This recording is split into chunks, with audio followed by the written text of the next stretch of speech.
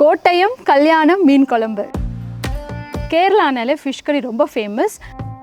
மீன் குழம்பு நல்லா பார்க்குறதுக்கு யம்மியாக இருக்குது.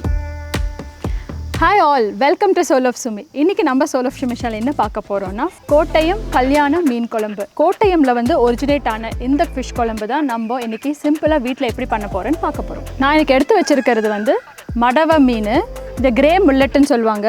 இந்த ஃபிஷ் கொலஸ்ட்ராலுக்கு ரொம்ப ரொம்ப நல்லதுன்னு கூட. நம்ம ரெகுலர் வீட்டில் இருக்கிற புளியை யூஸ் பண்ண போகிறதில்ல. கேரளா ஸ்பெஷல் கொடும்புளி, பூண்டு 1 கப், இஞ்சி, கொத்தமல்லி, கருவேப்பிலை, காஷ்மீரி சில்லி பவுடர், மஞ்சத்தூள், ரெகுலர் சில்லி பவுடர், வெந்தயம், கடுகு, சால்ட் தேவையான அளவு, தேங்காய் எண்ணெய் தேவையான அளவு.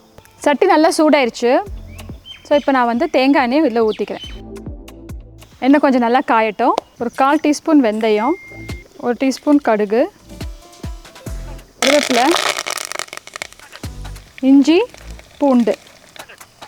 பாருங்கள், ரொம்ப ஃப்ரை ஆகணுங்கிறதுலாம் இல்லை, லைட்டாக கொஞ்சம் எண்ணெயில் வதங்கினாலே போதும். இப்போ நம்ம இதில் மசாலாலாம் ஆட் பண்ணலாம். காஷ்மீரி சில்லி பவுடர், மஞ்சத்தூள், காரம், உப்பு, நல்லா இஞ்சி பூண்டு நல்லா ஃப்ரை ஆகிட்டுருக்கு.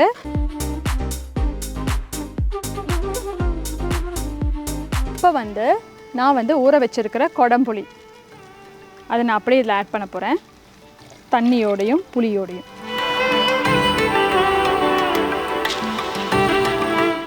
நல்லா சுடு தண்ணி கொஞ்சம் ஆட் பண்ணிக்கிறேன்.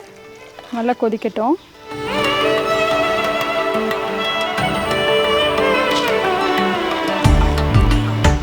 குழம்பு நல்லா கொதிச்சிட்ருக்கு. புளியை சேர்த்ததுக்கப்புறம் நல்லா கொதிக்க விடணும். ஒரு 10 நிமிஷம் கொதிக்க விட்டால் போதும். நல்லா கொதிச்சிட்ருக்கு. இப்போது நம்ம இந்த மடவா ஃபிஷ்ஷை ஒன்று ஆட் பண்ணிடலாம். இதுக்கு மடவா ஃபிஷ் தான் யூஸ் பண்ணணும்னு கிடையாது, வஞ்சரம், சால்மன் எது வேணால் யூஸ் பண்ணலாம். ஆனால் இந்த மடவா ஃபிஷ் இதுக்கு இன்னும் நல்லா டேஸ்ட் கொடுக்கும்.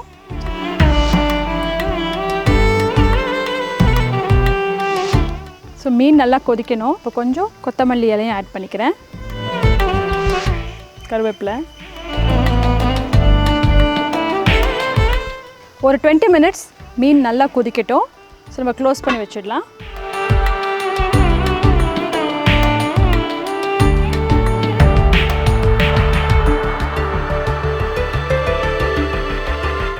டுவெண்ட்டி மினிட்ஸ் ஆயிடுச்சு. பாருங்கள், மீன் நல்லா கொதிச்சு நல்லா எண்ணெய் மேலே நல்லா திரண்டு வந்துருச்சு. கோட்டயம் மீன் குழம்பு ரெடி.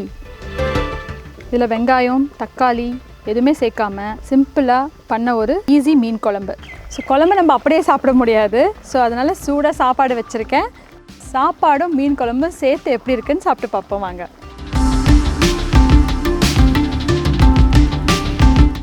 நல்ல சூடு சாப்பாட்டில் கோட்டயம் கல்யாண மீன் குழம்பு வச்சு நான் இப்போ சாப்பிட போகிறேன். மீன் குழம்பு நல்லா பார்க்குறதுக்கு யம்மியாக இருக்குது. ரொம்ப சிம்பிளாக ஈஸியாக டேஸ்ட்டாக இருக்கும். பாருங்க, மீன் அப்படியே நல்லா வெந்திருக்கு.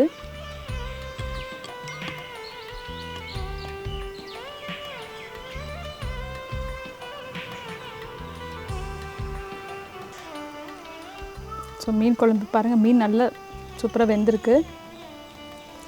சூடு சாப்பாடு, குழம்பு சூடாக இருக்குது.